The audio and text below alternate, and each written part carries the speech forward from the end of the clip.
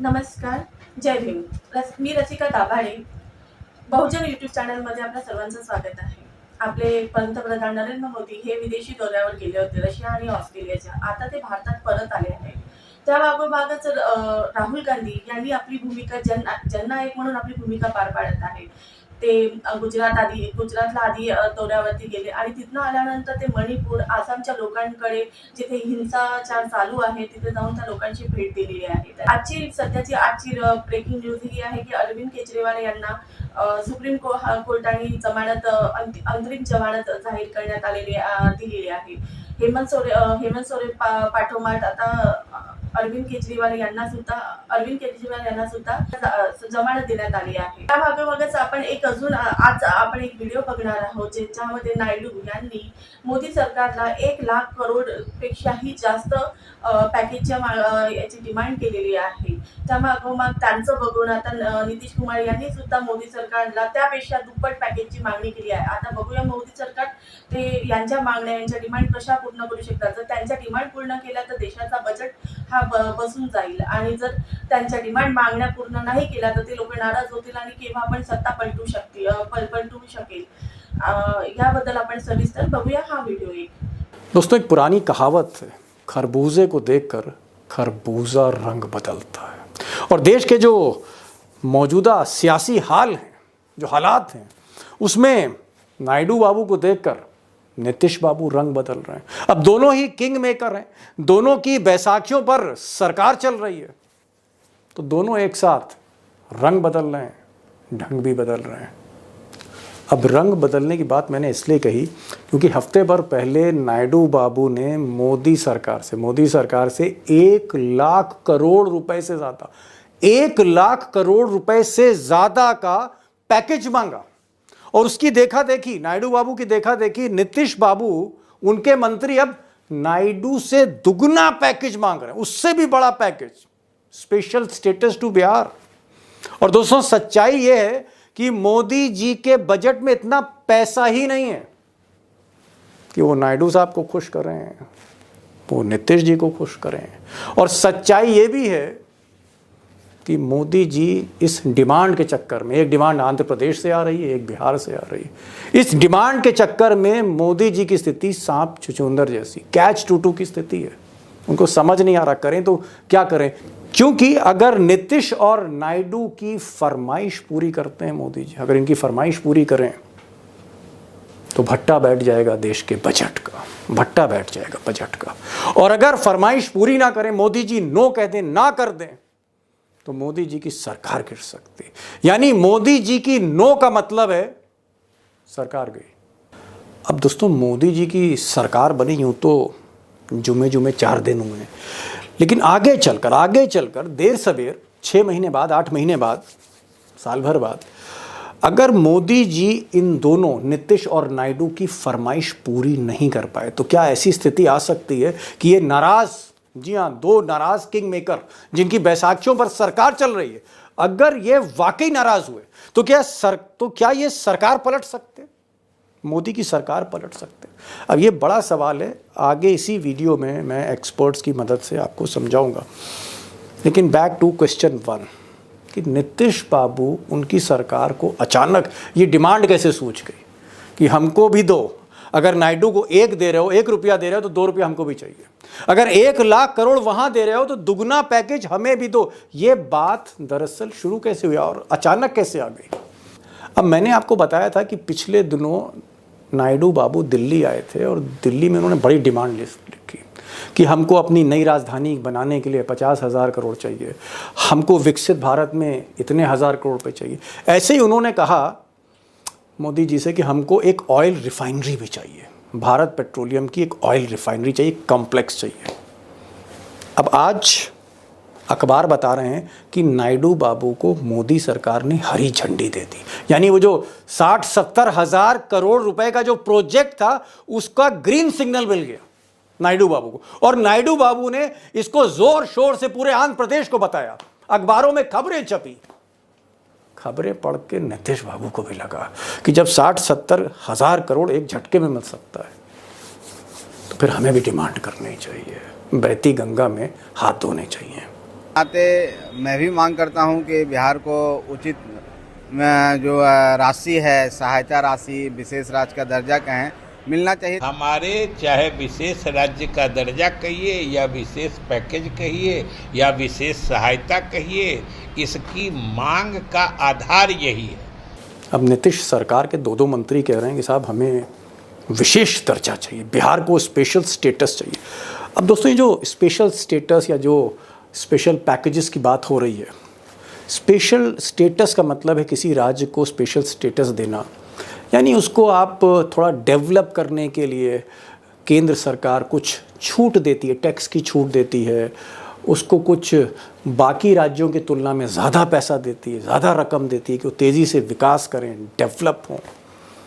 अब एक रिपोर्ट आई थी साल भर पहले, उसमें कहा गया था कि अगर बिहार सरकार को स्पेशल स्टेटस केंद्र सरकार देती है तो केंद्र सरकार पर जो आर्थिक बोझ आएगा हर साल 50,000 करोड़ रुपया आएगा। यानी अगर स्पेशल स्टेटस या इस तरह का बड़ा पैकेज दिया जाए तो 2.5 लाख करोड़ रुपए का बोझ पड़ेगा मोदी सरकार पर, जिसके बजट की खुद हालत खस्ता है, बहुत टाइट है सिचुएशन।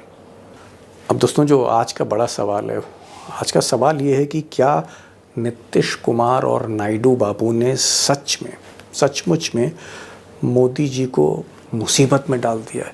इस Modi ji in big trouble? क्या मोदी जी वाकई ट्रबल में, परेशानी में है? पहाड़ जैसी एक मुसीबत सामने खड़ी हो गई है, और क्या इस पहाड़ को लांघ सकते हैं या फंस जाएंगे, टकरा जाएंगे? होने क्या जा रहा है? इतनी बड़ी डिमांड, लाखों करोड़ रुपए की डिमांड, जो शायद बढ़ती चली जाएगी। देखा देखी आगे क्या होने जा रहा है अगर मोदी जी ने ना कह दिया, या मोदी जी क्या ये फरमाइश पूरी करने की स्थिति में है? क्या इस तरह का देश का जो बजट है उसका हाल है? Big question. होने क्या जा रहा है? दो खास मेहमान हैं, क्योंकि बिहार की बात है, नीतीश कुमार की बात है, तो अभिषेक कुमार बिहार एक्सपर्ट होंगे। अब नायडू बाबू भी हैं, तो नायडू बाबू को समझने वाले, 25-30 वर्षों से उनके साथ इंटरेक्शन करने वाले वरिष्ठ पत्रकार जो हैं उमाकांत लखेड़ा, वो भी साथ में होंगे। दोनों पर्सपेक्टिव को समझिए, नीतीश को भी, नायडू को भी, और ये जो खरबूजे को देख के रंग बदल रहा है, ढंग बदल रहा है, इसको भी समझिए कि इसका राजनीति पे क्या असर होगा। ज़्यादा समय नहीं लूँगा, चलता हूँ सीधे अभिषेक के पास और उमाकांत लखेड़ा साहब के पास। मेरा सवाल ये है अभिषेक, नीतीश बाबू बहुत पहले से मांग करते रहे हैं, पिछले साल कैबिनेट ने भी प्रस्ताव पारित कर दिया था कि दर्जा दीजिए, लेकिन अब ये जो दोबारा से उसी मांग को दोबारा से अचानक बजट के पहले, भाई 22-23 तारीख से बजट सत्र शुरू हो रहा है, दिन बचे नहीं उंगलियों पे, और एकदम से ये डिमांड आ गई। तो क्या ये नायडू बाबू की देखा देखी है कि नीतीश बाबू को लगा कि भाई नायडू को मिल सकता है तो मुझे भी मिल सकता है, नायडू को अगर मोदी जी ने 75,000 करोड़ रुपए की ऑयल रिफाइनरी दे दी तो मुझे भी मिल सकता है? क्या ये देखा देखी है? मैं ये पूछ रहा हूं आपसे। दीपक जी, ये देखा देखी नहीं है, लेकिन हाँ, ये बात जरूर है कि यदि एक राज्य उसे कुछ मिल रहा है, जो 2 बैसाखियां हैं उसमें से एक बैसाखी वाले राज्य को, एक बैसाखी की पार्टी की जहां सत्ता में है उस राज्य को मिल रहा है, तो दूसरी बैसाखी वाले राज्य को क्यों नहीं मिलना चाहिए? क्योंकि उसकी स्थिति ज्यादा खराब है। प्रति व्यक्ति आय देश में सबसे कम बिहार की है। अटल बिहारी वाजपेयी की भाजपा सरकार ने ही बिहार का बंटवारा किया और तमाम बिहार के इंडस्ट्रियल और मिनरल एरियाज झारखंड को चले गए। वो उस समय भी स्पेशल पैकेज की बात की गई, वो सारी चीजें अधूरी थी जो अब तक नहीं मिली है, और वही मांग अब नीतीश कुमार कर रहे हैं। ध्यान रखिए, ये ऐसी मांग है जिस पर ना तो जीतन राम मांझी की पार्टी नरेंद्र मोदी के पक्ष में खड़ी हो सकती है, और न ही चिराग पासवान की पार्टी नरेंद्र मोदी के पक्ष में खड़ी हो सकती है। यहां सबको बिहार फर्स्ट, बिहारी फर्स्ट की बात चिराग पासवान करते हैं, और उनकी क्रेडिबिलिटी भी स्टेक पर है कि नीतीश कुमार की डिमांड के साथ आप हैं कि नहीं। कल को नीतीश कुमार इस मांग पर यदि समर्थन वापस लेते हैं केंद्र से, तो चिराग पासवान और जीतन राम मांझी की पार्टी भाजपा का बचाव करने की स्थिति में नहीं होगी। लेकिन ये बताइए, ऐसी कमजोर नस दबा दी है नीतीश कुमार ने, जब एक तरफ भारतीय जनता पार्टी के लिए इतनी बड़ी मुसीबत खड़ी हो रही है कि एक वो वित्तीय स्थिति ऐसी नहीं है कि दे सके, और वित्तीय स्थिति ऐसी नहीं है दे सके, उस समय ये भी मांग रहे हैं, नायडू भी मांग रहे हैं, उनकी डिमांड आप पूरी कर रहे हैं, इनकी नहीं पूरी कर रहे हैं, ऐसा कैसे चलेगा? नहीं, मैं एक सवाल ये कर रहा था कि चलिए ठीक है, नीतीश बाबू तो राजनीति के अलावा कुछ करते नहीं, eat politics, drink politics, sleep politics, यही है। ये जो मांग है, इस मांग के चलते स्पेशल स्टेटस यानी 2.5 लाख करोड़ रुपए का खर्चा आएगा अगर विशेष राज्य का दर्जा मोदी जी देते हैं। एक एस्टिमेट है 2.5 लाख करोड़, और 2.5 लाख करोड़ रुपए कम नहीं होता, 2.5 lakh crore. It's not 2,500, it's 2.5 lakh crore. इतना लोग लिख नहीं पाएंगे, बहुत से लोग लिख नहीं पाएंगे कि भाई 2.5 लाख करोड़ लिखी है, हो सकता पढ़ ना पाए बहुत से लोग। मैं कह रहा हूं कि इतनी बड़ी मोटी रकम मांग रहे हैं बिहार के लिए नीतीश कुमार, चिराग पासवान, जीतन राम मांझी, जो भी हैं, लालू भी मांगेंगे, सब मांग रहे हैं। बीजेपी को सांप क्यों सूंघ गया? बीजेपी क्यों चुप है? बिहार के नेता क्यों चुप हैं? वो क्यों चुप बैठे? बीजेपी करेगी क्या? मोदी जी ने मना कर बीजेपी रखा है क्या? नहीं, मोदी जी ने मना करें या ना करें, बीजेपी के लोग क्या इस मांग का विरोध कर पाएंगे? अगर वो विरोध करेंगे, खुल के विरोध करने आ जाएंगे, तो सरकार खुल के गिर जाएगी। नेहमीप्रमाणे आपण बुद्धा या सिरियलमधला एक प्रसंग दाखवत असतो। जेव्हा भगवान बुद्ध यांना जेव्हा ज्ञान प्राप्त होते, त्यानंतर ते आपल्या राजनगरीमध्ये राजनगरीमध्ये भेट देण्यासाठी येतात। तेव्हा शुद्धोधन राजा त्यांना घेण्यासाठी येतात। तेव्हा ते म्हणतात की तुम्ही रथमध्ये सवार होऊन चला म्हणून।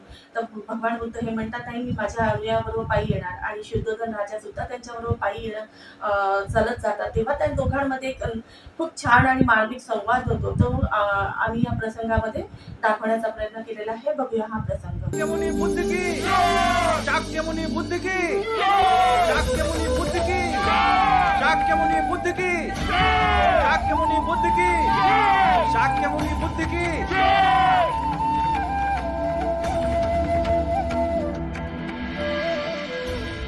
या भगवती भिक्षाम देहि।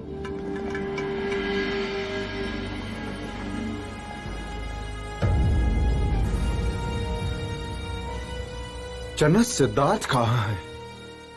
वो कहीं दिखाई नहीं दे रहा। वो रहे गेरू वस्त्र में भी, जो सबसे भिन्न दिखाई दे रहे।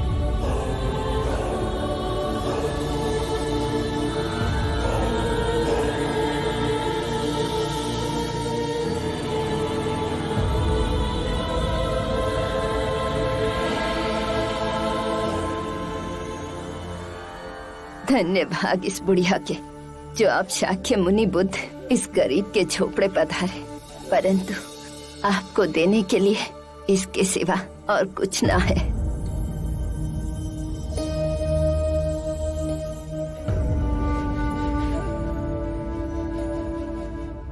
मेरे भोजन के लिए इतना पर्याप्त है मां।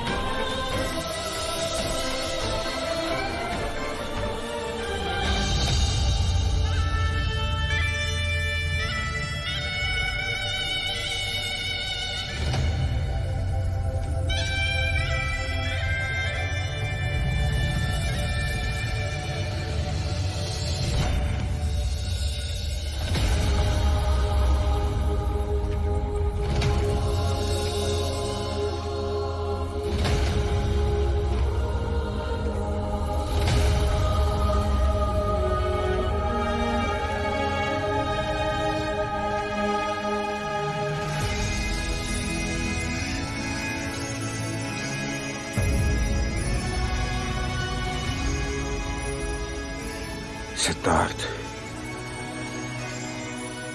मेरे पुत्र,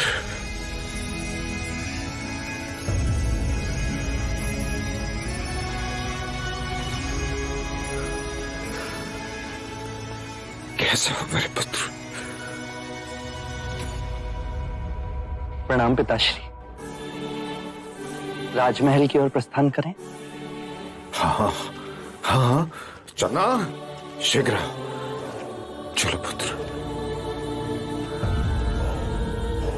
मैं रथ में नहीं बैठूंगा, मैं अपने भिक्षुओं के साथ पैदल ही आऊंगा।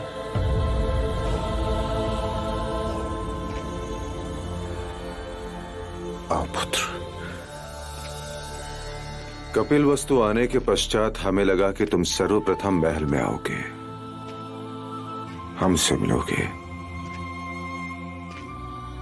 तुम्हारी मां ने उत्साह में न जाने कितने व्यंजन बनाए तुम्हारे लिए।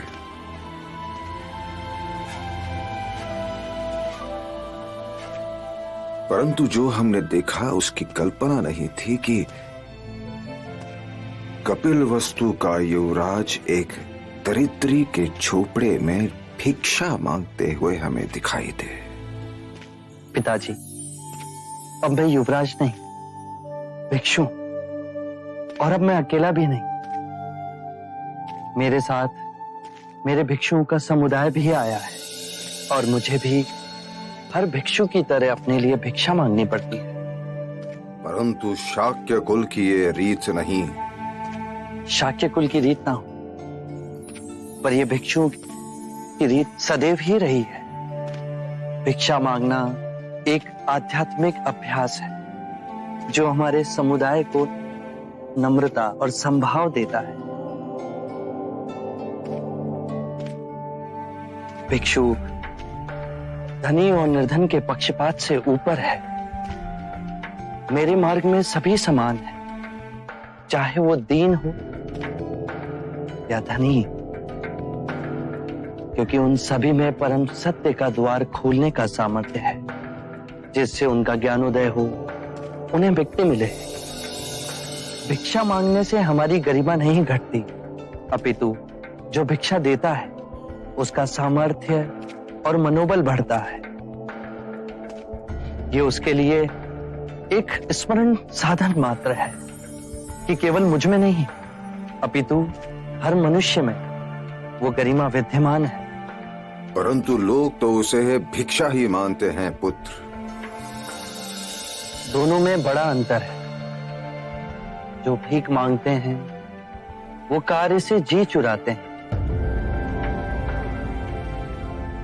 अर्थात तुम भिक्षु लोग समग्र शक्ति इकट्ठा कर जन जन के लिए मोक्ष का मार्ग खोल रहे हो। जी पिताजी, भिक्षा मांगने से अहंकार का जो भाव हमारे अंतर में गांठ बांधे बैठा है वो टूट जाता है। भिक्षा देना भी उनके लिए उनके बुरे कृत्यों को समाप्त करने का एक मार्ग है।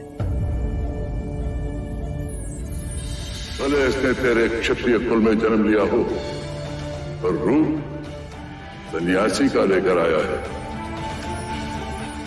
बालक के शरीर पर महापुरुष गौतम की तरह 32 लक्षण है। पिताश्री, मैं इस क्षण आपके समक्ष खड़ा हूं। आप बीती बातों में कहां खो गए? असित मुनि के भविष्यवाणी का स्मरण हो गया।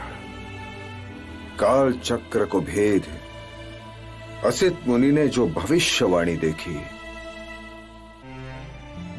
वो देखने में मैं असमर्थ था, या मैं जानबूझ के देखना नहीं चाहता था। परंतु यह अद्भुत घटना होकर ही रही। तुम सिद्धार्थ से बुद्ध बन गए। नेहमीप्रमाणे आपण बहुजन सौरभच्या पेपरचा थोडक्यात आढावा घेऊया। आरक्षणाच्या मुद्द्यावरून विधिमंडळाचे कामकाज ठप्प, सत्ताधाऱ्याचा गदारोळ। विधान परिषदेच्या आता येत्या आगामी काही दिवसांमध्ये विधान परिषदेचे इलेक्शन आहे, तर त्याद्वारे तिथे गोंधळ आधीच इथे गोंधळ चालू आहे। आसगावमध्ये आर पाटील यांचा मुलगा रिंगणात उतरणार आहे। विधान परिषदेच्या इलेक्शनमध्ये तो पण सहभाग घेणार आहे। भारताने जगाला बुद्ध दिला हे युद्ध नव्हे। पंतप्रधान नरेंद्र मोदी रशियाच्या दौऱ्यावर गेले असता तिथे पुतिन यांना त्यांनी हे उद्गार उच्चारलेले आहे की आम्ही भारताने जगाला बुद्ध दिला हे युद्ध नव्हे। त्याच जीन्स घालून आलेल्या वकिलाला सर्वोच्च न्यायालयाने खडे बोल, वकिलांनी योग्य पोशाखातच न्यायालयात आलं पाहिजे असं म्हणत सर्वोच्च न्यायालयाने जीन्स घालून आलेल्या वकिलाला खडे बोल सुनावलेले आहे. त्याच बाजूला शंकरराव चव्हाण यांच्या जयंतीनिमित्त कार्यक्रम. काँग्रेस विचारधारातील कणखर नेते दिवंगत शंकरराव चव्हाण यांच्या 105व्या जयंतीनिमित्त येत्या शनिवारी रविवारी आयोजित करण्यात आलेल्या कार्यक्रमात वेगवेगळ्या कार्यक्रमातून भाजपाचे नाव आणि पक्षाच्या नेत्याची छायाचित्रे वगळण्याची समयसूचित दक्षता घेतलेली आहे. आदिवासींच्या जमिनीवर रिसॉर्ट, सरकारचे चौकशीचे आदेश. आदिवासी बहुल जिल्ह्यात आदिवासीच्या जमिनीच्या ताब्यात घेऊन त्यावर रिसॉर्ट बांधले जात आहे. शासनाच्या कायद्याचा हा भंग आहे असा खळबळजनक आरोप काँग्रेसचे आमदार अभिजित वंजारी यांनी केलेला आहे. मनोज जरांगे हे अमोल कोल्हे आणि बजरंग सोनवणेवर संतापले. राज्यातील मराठा आरक्षणाचा प्रश्न अत्यंत गुंतागुंतीचा झालेला आहे.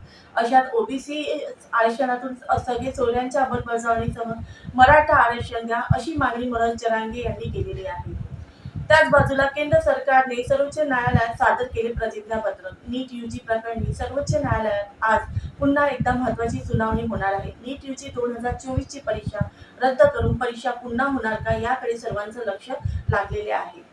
त्याच बाजूला आपण बघूया, अलाहाबाद उच्च न्यायालयात धार्मिक स्वातंत्र्य म्हणजे दुसऱ्याचे धर्मांतर करण्याचा अधिकार नाही. बेकायदेशीरपणे धर्मांतर केल्याचा आरोप असलेल्या एका व्यक्तीचा जामीन नाकारता अलाहाबाद उच्च न्यायालयाने महत्त्वाचं निरीक्षण नोंदवलेलं आहे. धार्मिक स्वातंत्र्य म्हणजे दुसऱ्यांचे धर्मांतर करण्याचा अधिकार नाही. धर्म स्वातंत्र्याचा अधिकार हा इतरांचे धर्मांतर करण्याचा अधिकार मानता येणार नाही असे अलाहाबाद उच्च न्यायालयाने म्हटलेले आहे. वन महोत्सवातील लोकसभा हरवला. राज्यात दरवर्षी राबवण्यात येणाऱ्या वन महोत्सवामधील लोकसभा हरवल्याचे चित्र आहे. डोकं शांत असेल तर निर्णय चुकत नाही, भाषा गोड असेल तर माणसे तुटत नाही. आमचं आजचं हे ब्रीद वाक्य आहे. म्हणजे डोकं शांत असलं तर आपण निर्णय शांतपणाने चांगल्या प्रकारे घेऊ शकतो आणि आपली भाषा गोड असेल तर आपली माणसं पण तुटत नाही. अशा प्रकारे हे ब्रीद वाक्य दिलेलं आहे. त्या बाजूला आपण बघूया, वारी समता शिस्त बंधुत्वाचा त्रिकोणी संगम. पंढरपूर, विठ्ठलवारी आणि वारकरी या शब्दांना वलय आहे. त्यामागे श्रद्धा आहे, अहिंसा आहे, समता आहे, बंधुत्व आहे.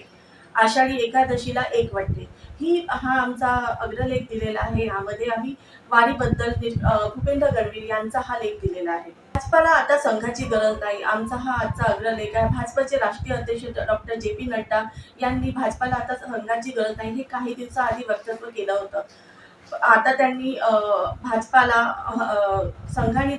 अहंकारी असे सुद्धा म्हटलेलं आहे. यावरती सविस्तर वर्णन देणारा हा अग्रलेख. विवेक हरवला, समाज हरवला. अनिरुद्ध कांबळे यांचा हा लेख दिलेला आहे. यांनी आता काही वर्षापासून बाबाबुवांची अतिशय चालती असल्याचे, त्याबद्दल बाबा यांचे भावनिक, लैंगिक आणि आर्थिक शोषण करतात यावरती सविस्तर वर्णन करणारा हा लेख दिलेला आहे. अत्यंत खूप चांगला आहे, तुम्ही वाचा. त्याच बाजूला स्त्री स्वातंत्र्य संयोजक मुक्ती संवाद माधुरी गार्दनी दुप्पे यांचा गृहिणी यावरती एक अग्रलेख दिलेला आहे. नंबर 3 वरती बघूया, बहुजन शक्ती, भीमशक्ती व आदिशक्ती यांचा मेळ, सत्ताधाऱ्यांचे हुकुमी सामर्थ्य. डॉक्टर विनायक तुमराम यांचा हा लेख दिलेला आहे. सुका या भगवान बुद्धांच्या शिको कल्याणी वाणीतील बहुजन या शब्दाचे किती आकलन या पक्ष संघटनाने झाले आहे व बहुजन हिताप्रती त्या किती सजग व सक्रिय आहे यावर भाष्य न केलेले बरे. त्यावरती हा खूप छान प्रकारे एक लेख दिलेला आहे. तुम्ही अतिशय खूप सुंदर प्रमाणे त्यांनी मांडण्यात आलेला आहे. पेज नंबर 4 मध्ये अनिल वैद्य यांचे अभिनंदन. दैनिक बहुजन स्वरूप स्थापनेपासून सातत्याने लेखन करणारे प्रख्यात लेखक अनिल वैद्य यांना MM मराठी विषयात 66% गुण मिळवून उत्तीर्ण झाले. याबद्दल त्यांचे बहुजन स्वरूप यांनी अभिनंदन केले आहे. त्याच बाजूला मुंबई उच्च न्यायालयात मागासवर्गीय आरक्षण अंमलबजावणी नाही. मुंबई उच्च न्यायालयात मागासवर्गीयांच्या आरक्षणाची अंमलबजावणी होत नसल्याची तक्रार नागपुरातील सामाजिक कार्यकर्ते अंकित थोर यांनी राष्ट्रीय अनुसूचित जाती आयोगाकडे केली होती. त्यावर आयोगाने मुंबई उच्च न्यायालयाच्या रजिस्ट्रार जनरलला नोटीस बजावलेली आहे. त्याच बाजूला HMT तांडूळने देशाचे नाव मोठे केले. जेकब निविथानम यांनी हे म्हटलेलं आहे. त्यांच्या HMT तांदूळ संशोधक दादाजी खोब्रागडे यांच्या पुतळ्याचे त्यांनी उद्घाटन. त्याच बाजूला संविधान परिवाराच्या वतीने 11 जुलै हा काळा दिवस पाडला. डॉक्टर आंबेडकर यांच्या पुतळ्या जातरोडी चौक येथे संविधान परिवार नागपूरच्या वतीने 11 जुलै हा काळा दिवस म्हणून पाडला गेला आहे. त्याच बाजूला पय्या मेहता शाळेत बाल विपश्यना शिबिराची सांगता. पय्या मेहता संघद्वारे संचालित सुकितामा हिंदी शाळा, मियाको इंग्रजी शाळा आणि सुगतनगर नागपूर येथे भदंत संघरत्न मांडके यांच्या मार्गदर्शनात बाल विपश्यना शिबिर घेण्यात आले। त्याच बाजूला जातीनिहाय जनगणना करण्यासाठी 7 जिल्ह्यातून मंडल यात्रा काढणार उमेश कोरा। केंद्र सरकारद्वारे 7 ऑगस्ट 1990 रोजी मंडल आयोग लागू करण्यात आला। याद्वारे ओबीसी समाजाला आरक्षण प्राप्त झाले। मंडल आयोगाच्या शिफारशीमुळे वंचित ओबीसी समाज मुख्य प्रवाहात येत आहे। 7 ऑगस्ट हा दिवस संपूर्ण भारतात मंडल दिवस म्हणून साजरा केला जातो। महाराष्ट्र राज्य स्वतंत्र विद्युत कंत्राटी कामगार संघटनाची आढावा बैठक 6 जुलै रोजी सायंकाळी 4 वाजता महाराष्ट्र राज्य स्वतंत्र विद्युत कंत्राटी कामगार संघटनेची वाशी झोन आढावा बैठक JS पाटील अध्यक्ष स्वतंत्र मजदूर युनियन यांच्या अध्यक्षतेखाली व शैलेश आडे यांच्या अध्यक्षतेखाली झाली। बाजूला श्रद्धानंद अनाथ आश्रमातील अनाथ मुलींचा विवाह सोहळा, अभंकर नगर येथील श्रद्धानंद अनाथ आश्रमात 4 मुलींचा विवाह सोहळा नुकताच पार पडला आहे। त्याच बाजूला कामगार नेत्याकडून खासदार अमर काळे यांचा सत्कार। संघटनाने आम्ही बहुजन सर्वचा थोडक्यात आढावा घेतलेला। आमचा पेपर तुम्हाला जर आवडत असेल तर जास्तीत जास्त लोकांना हा व्हिडिओ फॉरवर्ड करा, व्हिडिओला लाईक करा, सबस्क्राईब करा आणि एवढंच बोलते इथेच थांबते। उद्या भेटू। जय